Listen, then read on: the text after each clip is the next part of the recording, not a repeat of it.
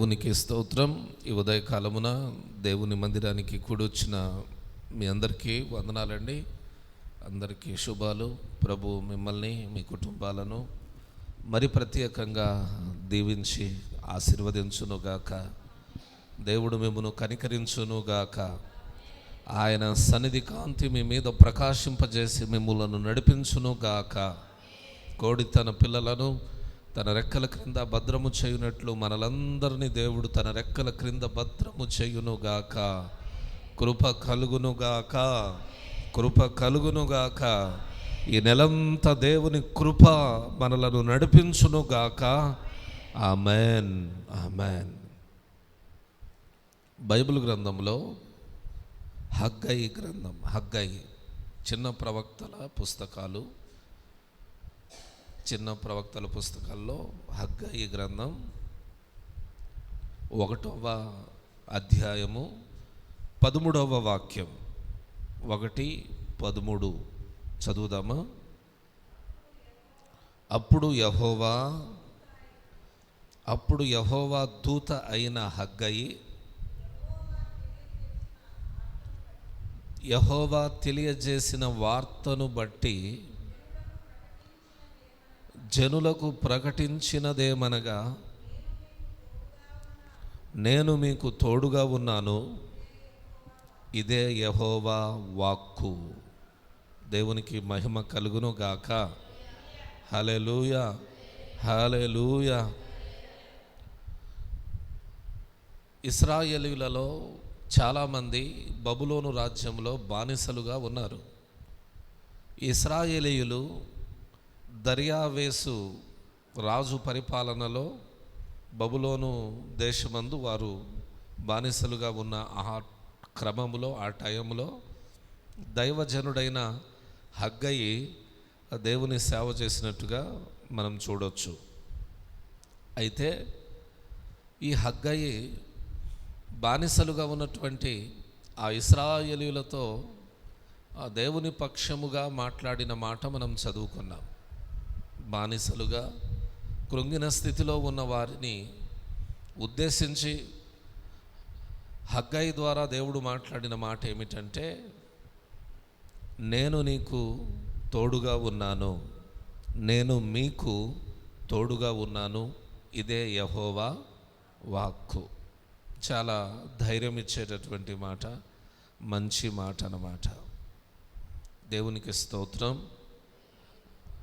నేను నీకు తోడై ఉన్నాను అని దేవుడే మనతో స్వయంగా చెబుతూ ఉన్నప్పుడు మనం ఖచ్చితంగా ఆ మాటను విశ్వసించి, ఆ మాటను నమ్మి, దేవుడు నాకు తోడుగా ఉన్నాడన్న ధైర్యంతో అడుగులు ముందుకు వేయాలి, వేస్తున్నాం కూడా.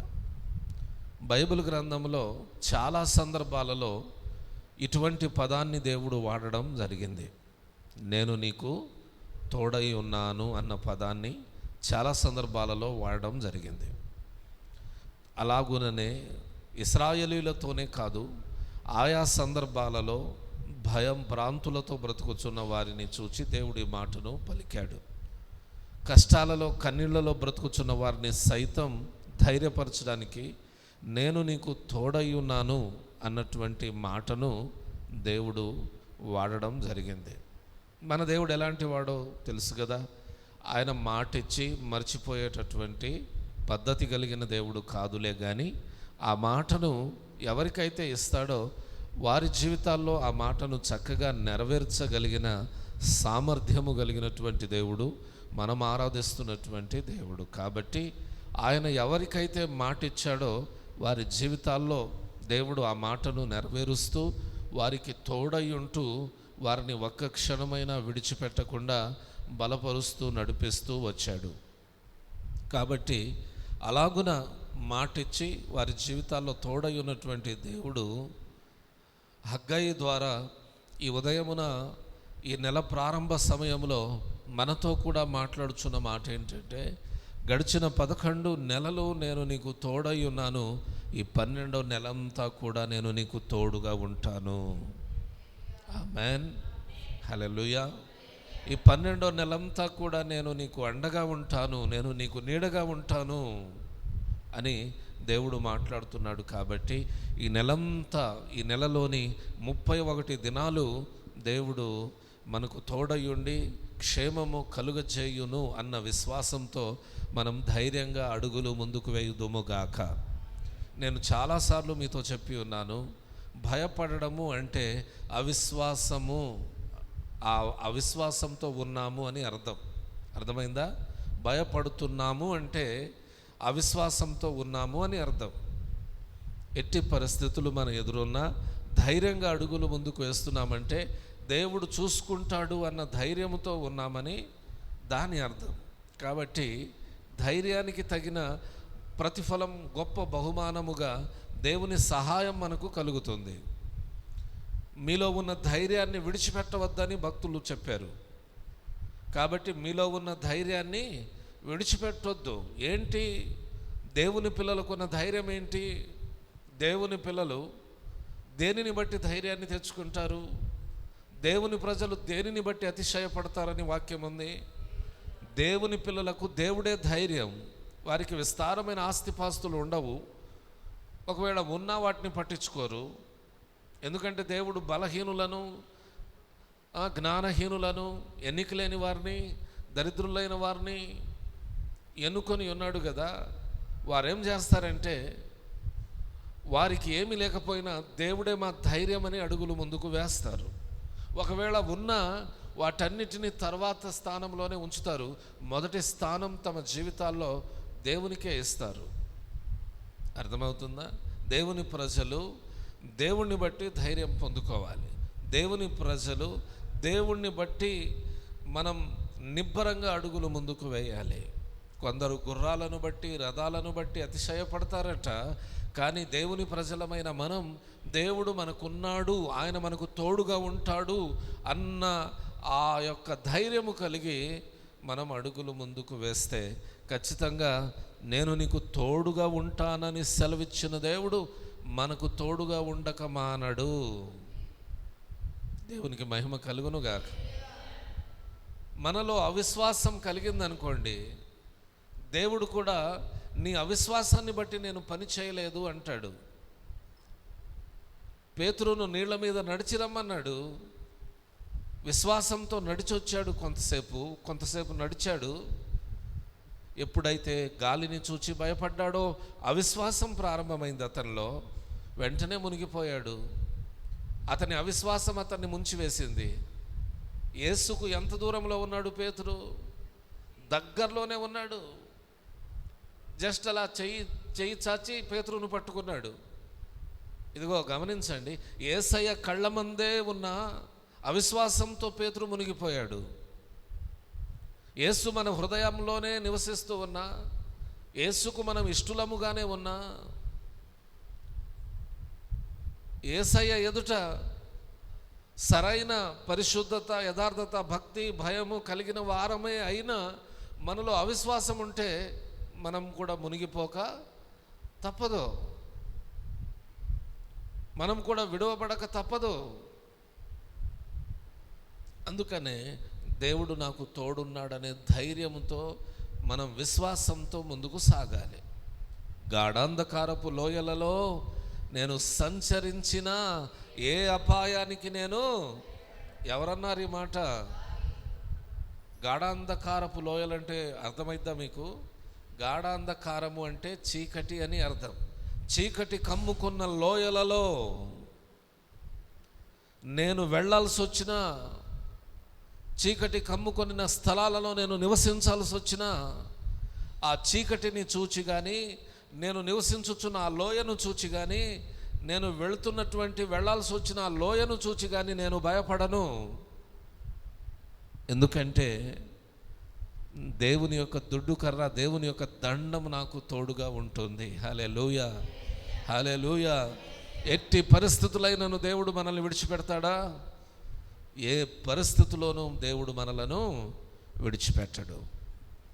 ఎట్టి పరిస్థితులలోనూ విడిచిపెట్టని దేవుడు మనకు తోడుగా ఉన్నప్పుడు ఆ ధైర్యం మనలో ఉండాలి. ఆ ధైర్యంతో మనం అడుగులు ముందుకు వేస్తే ఆయన ఖచ్చితంగా తోడుగా ఉంటాడు. చదవండి ఒక మాట బైబిల్ గ్రంథంలో నుండి, రెండవ దినవృత్తాంతముల గ్రంథం 15వ అధ్యాయము 2వ వాక్యాన్ని చదవండి. రెండవ దినవృత్తాంతముల గ్రంథము 15వ అధ్యాయము 2వ వాక్యము.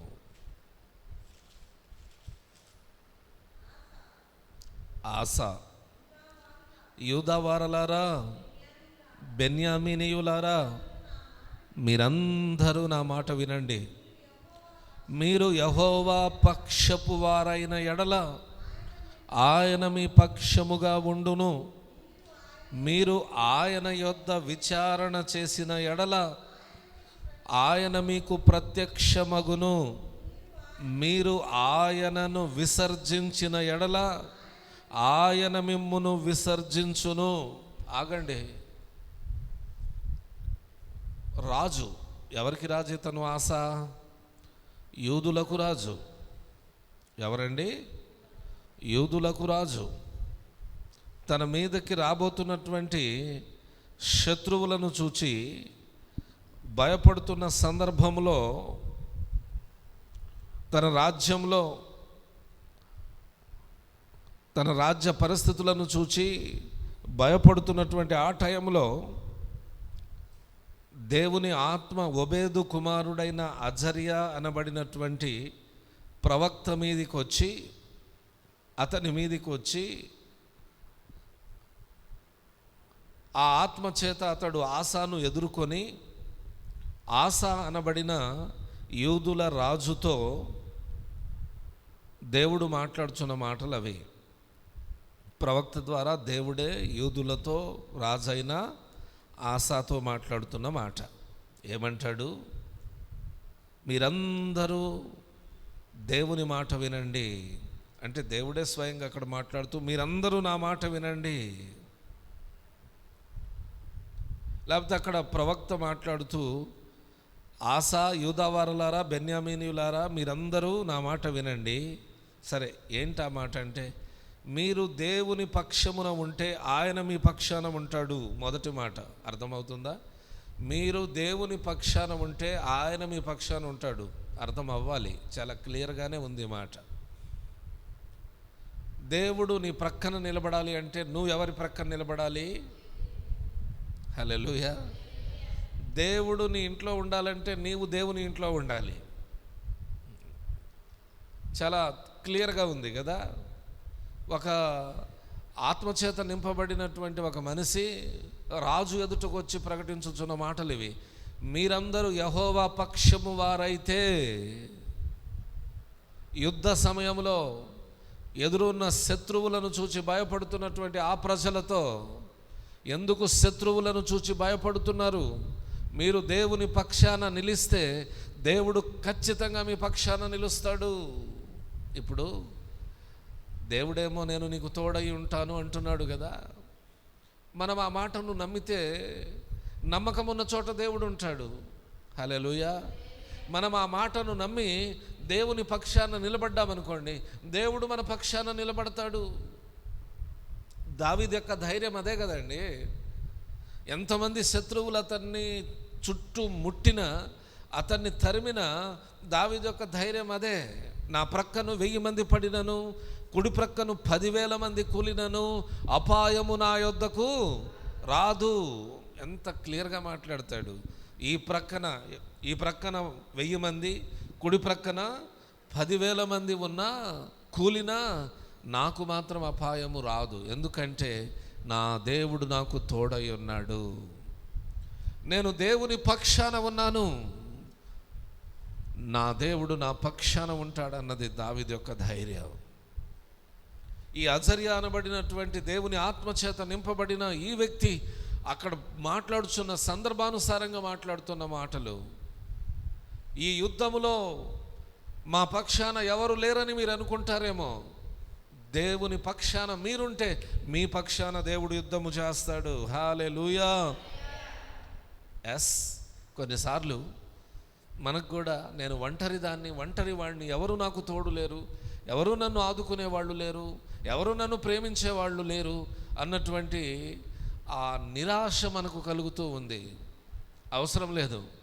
మనల్ని ఎవరు ఆదుకోకపోయినా, ఎవరు పలకరించకపోయినా, ఎవరు మాట్లాడకపోయినా, ఎవరు మన పక్షాన నిలబడకపోయినా నేను యెహోవా పక్షాన ఉన్నాను, నా దేవుడు నా పక్షాన ఉంటాడనే ధైర్యం తెచ్చుకో, అది చాలు. హల్లెలూయా. ఇంకెవరు మన పక్షాన నిలబడకపోయినా ఏం పర్వాలేదు, మన పక్షాన ఎవరు మాట్లాడకపోయినా పర్వాలేదు.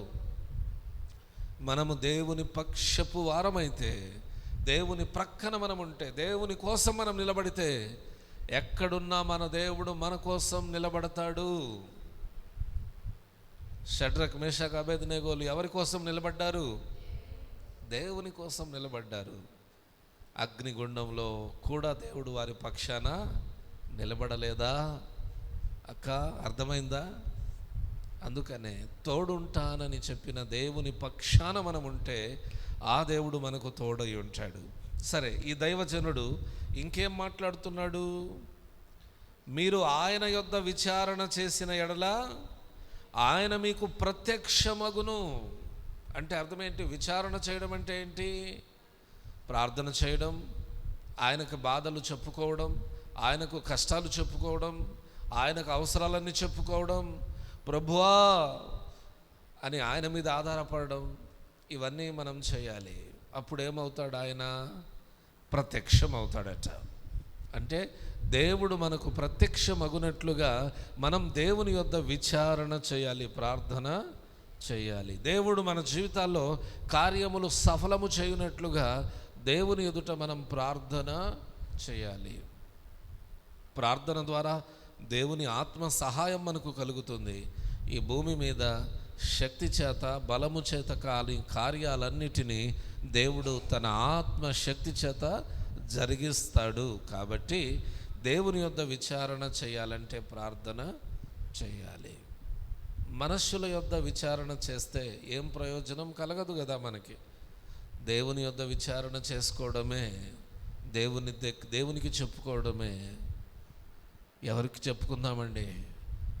మన కష్టాలు, బాధలు ఎవరికి చెప్పుకుందాం? ఎవరికైనా చెప్పుకుంటే అవమానకరం. మానవులమైనటువంటి మనకు అటువంటి పరిస్థితులు కొన్నిసార్లు ఎదురవుతూ ఉంటాయి. చేయాల్సింది ఒకటే, ఎన్ని బాధలలో ఉన్నా, ఎన్ని కష్టాలలో ఉన్నా, నా బిడ్డలు బాధలో ఉన్నారు, కష్టాల్లో ఉన్నారు, వారిని ఆదుకుందామన్న ఉద్దేశమే ఉంటుంది దేవునికి. కానీ ఇంక వేరే ఉద్దేశం ఉండదు. ఆ ఉద్దేశముతో మనకు సహాయము చేసే దేవుని దగ్గర వచ్చి విచారణ చేయడమే, ఆయన దగ్గరకు వచ్చి ప్రార్థన చేయడమే.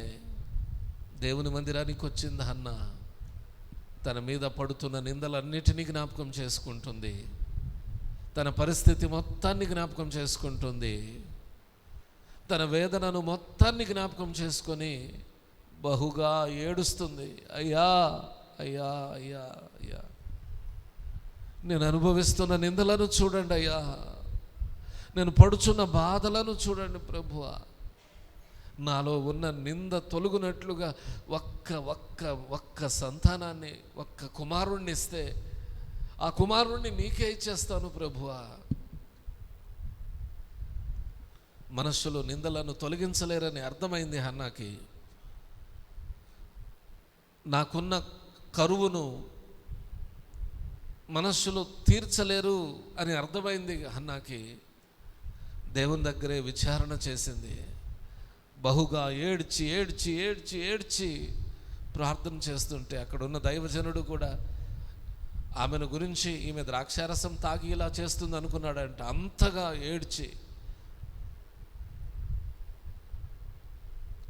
ఏడ్చి ప్రార్థన చేస్తుంది ఆమె. డాక్టర్ దగ్గరికి వెళ్ళి బాధ చెప్పుకో, డాక్టర్ దగ్గరికి వెళ్ళి బహుశా అప్పట్లో నాటు వైద్యాలే ఉండేవి అనుకుంటా. అప్పట్లో ఆ నాటు వైద్యుల దగ్గరికి వెళ్ళి ఏదైనా మెడిసిన్ వాడి ఉండొచ్చు, దానివల్ల కాకపోయి ఉండొచ్చు. ఇంకెక్కడికి వెళ్ళినా ప్రయోజనం లేదు. దేవుడే చేయాలనుకున్నది ప్రార్థన చేసింది. 12 సంవత్సరాలుగా రక్తస్రావ రోగం కలిగిన ఒక స్త్రీ ఉంది బైబిల్లో. ఆమెకున్న ఆస్తి మొత్తాన్ని ఖర్చు చేసి ఎక్కడికెక్కడికో వెళ్ళిందంట బాగుపడతానేమోనని. ఎవరు ఏ ప్లేస్ చెప్పినా ఆ ప్లేస్కి వెళ్ళింది, అక్కడ వైద్యం చేయించుకుంది. ఏదేదో చేసింది ఆ రక్తస్రావ రోగం నుండి బాగుపడాలని. అక్కడికి వెళ్ళి ఇక్కడికి వెళ్ళి ఇంకా రోగం ఎక్కువై మరింత సంకటపడాను అని వాక్యం ఉంది. అంటే మరింత బలహీనత ఎక్కువైపోయిందంట ఆమెకి. ఉన్న డబ్బులు కూడా, ఆస్తి కూడా అమ్మేసింది ఆరోగ్యం కొరకై. ఇంకేమీ లేని నిస్సహాయ స్థితిలో, ఇంకా చావే శరణ్యం అనుకున్నటువంటి ఆ పరిస్థితిలో మంచాన పడి కుమిలిపోతూ కృంగిపోతూ, ఏంటి నా బ్రతికిలా అయిపోయింది, ఈ అనారోగ్యం ఏంటి, ఇలాంటి అనారోగ్యం ఏంటైనా ఆరోగ్యం కృషించిపోతుంది, ఉన్న ఆస్తి అంతా పోయింది, ఇలాంటి అనారోగ్యం ఏంటి, నన్నే పట్టుకుంది ఇలాంటి అనారోగ్యం, ఏం పాపం చేశాను అన్నట్టుగా అలా కుమిలిపోతూ జీవితాన్ని గడుపుతున్న క్రమంలో యేసు అనే మాట వినబడింది ఆమెకు. యేసు అనే ఆ పదం వినబడింది ఆమెకు. యేసు అనే పదం, యేసు అనే ఆ పదం, ఆ మాట వినబడగానే ఆమెలో ఒక ధైర్యం కలిగింది. నేను యేసయ్య వస్త్రపు చెంగును ముట్టినా బాగుపడుతున్నా అనుకుంది. వెళ్ళి యేసయ్య వస్త్రపు చెంగును ముట్టి బాగుపడిన సంఘటన గుర్తులేదా మీకు? దేవుని దగ్గరే విచారణ చేస్తే కొన్ని దొరుకుతాయి మనకి. అంత ఆస్తి ఉండి కూడా శతాధిపతి దేవుని దగ్గరికి వచ్చి ఒక మాట చెప్పండి ప్రభువా, బాగుపడిపోతాడు నా దాసుడు. ఎక్కడ ఏం చేయాలో అది చేయాలి, ఎప్పుడు ఏం చేయాలో అది చేయాలి. కోతకాలమందు కోత కోయాలి, దుక్కి దున్నే టైంలో దుక్కి దున్నాలి, విత్తనం వేసే టైంలో విత్తనము వేయాలి. దుక్కి దున్నే టైంలో దుక్కి దున్నకుండా, విత్తనం వేసే టైంలో విత్తనం వేయకుండా, కోతకు కొడవలు పెట్టుకొని వెళ్తే చేలో పంట ఉంటుందా? ఉండదు కదా. ఎస్, ప్రార్థన చేసుకునే టైంలో ప్రార్థన చేసుకోవాలి, ఉపవసించే టైంలో ఉపవసించాలి, కన్నీళ్లు కార్చే టైంలో కన్నీళ్లు కార్చాలి, దేవుని మీద ఆధారపడే టైంలో దేవుని మీద ఆధారపడాలి. నా ప్రియమైన దేవుని పిల్లలారా, దేవుని యొద్ద విచారణ చేయాల్సిన టైంలో దేవుని యొద్ద విచారణ చేయాలి. దేవుడు చెప్తున్నాడు కదా, ఆయన మీకు ప్రత్యక్షం అవ్వాలంటే, ఆయన మీకు తోడు ఉండాలంటే మనం దేవుని యొద్ద విచారణ చేయాలి. ప్రార్థన చేసుకోండి, దేవుడు తోడు ఉంటాడు. అందుకనే నేను మొదట్లో కొన్ని మాటలు చెప్పాను. ఉదయాన్నే లేచి దేవునికి మన కుటుంబాన్ని, మన పిల్లలను, మన ఆస్తిని, మన పొలాన్ని, మన వ్యాపారాన్ని, మన పరదాలను, మన మిషన్లను, మనకున్న చిన్న చిన్న పెద్ద పెద్ద వాటన్నిటిని దేవుని పాదాల చెంత పెట్టేసి, ఇదిగో ప్రభువా, వీటన్నిటిని ఈ దినమున నీకు అప్పగిస్తున్నాను, ఈ దినమున వీటన్నిటిని సంరక్షించే బాధ్యత నీదేనని ఉదయాన్నే లేచి దేవుని దగ్గర మనకున్నవన్నీ పెట్టేయాలి. మనం అవి దేవుని స్వాధీనంలో ఉంటాయి. ఆ దినమంతా దేవుడు కాపాడుతాడు. ఉదయాన్నే లేచి ప్రార్థన చేసేటప్పుడు ఖచ్చితంగా నీకున్నవన్నిటినీ దేవుని దగ్గర పెట్టు, దేవుని పాదాల చెంతకు అప్పగించు. వీటన్నిటిని సంరక్షించి నన్ను విజయవంతమైన విజయ పదములో నడిపించాల్సిన బాధ్యత నీదేనని చెప్పుకో. దేవునికి విచారణ చేయి. దేవుడు ఖచ్చితంగా నీకు సహాయం చేయడానికి నీ పక్షాన నిలబడునుగాక. ఇక్కడ మరొక మాట కూడా ఉందండి, మరొక మాట కూడా ఉంది. మీరు ఆయనను విసర్జిస్తే ఆయన మిమ్మును విసర్జించునని ఉంది. విసర్జించడం అంటే ఏంటి? కొన్నిసార్లు మనం తేలిగ్గా తీసేస్తాం కదా. ఈ ప్రార్థనకి వెళ్ళకపోతే ఏమైందిలే, దేవుడు కూడా అనుకుంటాడు ఈ సహాయం ఈమెకు చేయకపోయినా ఏమీ కాదులే. సింపుల్, ఏం లేదు. మనం ఏమి విత్తుతామో అదే పంట కోస్తాం. ప్రభువును మనం విసర్జిస్తే దేవుడు మనల్ని విసర్జిస్తాడు. ఏ టైంలోనూ మనం ప్రభువును విసర్జించకూడదు. ఇక్కడ ప్రార్థన అవసరం లేదులే, ఇప్పుడు ప్రార్థన అవసరం లేదులే, ఈరోజు ప్రార్థన అవసరం లేదులే, వద్దు, ఇలాంటివి వద్దండి. దేవుడు మనకు ప్రతి క్షణం అవసరం. ప్రతి చిన్న చిన్న విషయాల్లోనూ మనకు దేవుని అవసరం ఉంది. ప్రతి స్థలమందు దేవుని అవసరం ఉంది మనకి. ప్రతి స్థలమందు దేవుని తోడు కావాలి మనకి. ప్రతి క్షణమున దేవుని భద్రత కావాలి మనకి. ఎందుకు దేవుణ్ణి విసర్జిస్తున్నావు? ఈరోజు నాకు దేవుడు అవసరం లేదని ఎందుకు అనుకుంటున్నావు? నీకు దేవుని అవసరం లేదు అని నువ్వు అనుకుంటే, నాకొద్దు అన్న చోట దేవుడు వచ్చి నిన్ను బ్రతిమాలి సహాయం చేస్తాడనుకుంటున్నావా? ఆశ కలిగి ఆశపడి విశ్వాసంతో దేవుని కొరకు ఎదురు చూస్తే దేవుడు నీ దగ్గరికి వచ్చి సహాయం చేస్తాడు. కానీ నా దగ్గరికి దేవుడు రావాల్సిన అవసరం లేదు, దేవుడు నాకు వద్దనుకుంటే ఆయన నిన్ను వద్దనుకుంటాడు, విసర్జిస్తాడు ఆయన. దీన్ని బట్టి మనకేమర్థమవుతుంది? మనం విసర్జించకూడదు. అంటే దేవుని అవసరం నాకు లేదులే, దేవుడు వద్దులే అని అనుకోకూడదు. దేవుని యొద్ద విచారణ చేయాలి, దేవుని పక్షాన మనం ఉండాలి. అప్పుడేమైందంటే దేవుడు మనకు తోడై ఖచ్చితంగా మన పక్షాన నిలబడతాడు. ఇదే 15వ అధ్యాయం 4వ వచనాన్ని చదవండి. తమ శ్రమయందు వారు ఇశ్రాయేలీయుల దేవుడైన యెహోవా యొద్దకు మళ్ళుకొని ఆయనను వెదికినప్పుడు ఆయన వారికి ప్రత్యక్షమాయను. గట్టిగా చెప్పండి.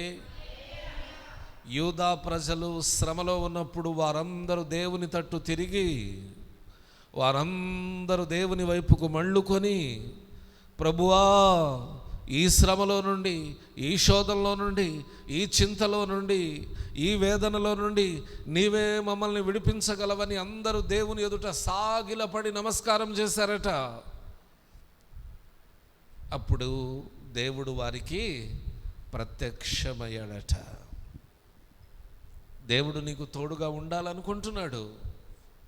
నీవు ఆయన పక్షాన ఉంటే. ఎవరి పక్షాన మనం ఉన్నాం? ఒకసారి పరీక్షించుకోండి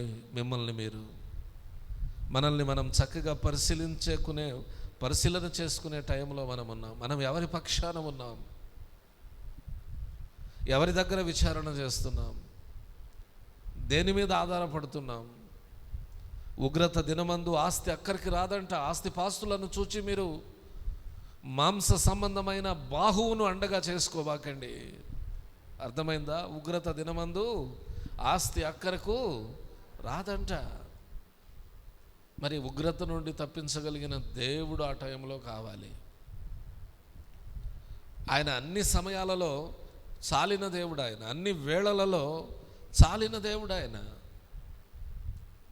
కాబట్టే కదా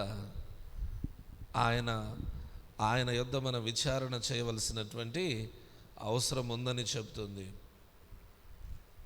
మరొక మాటను చదువుదాం రండి. మరొక మాటను 46వ కీర్తన 7వ వాక్యాన్ని చదువుదాం. 46వ కీర్తన 7వ వాక్యము.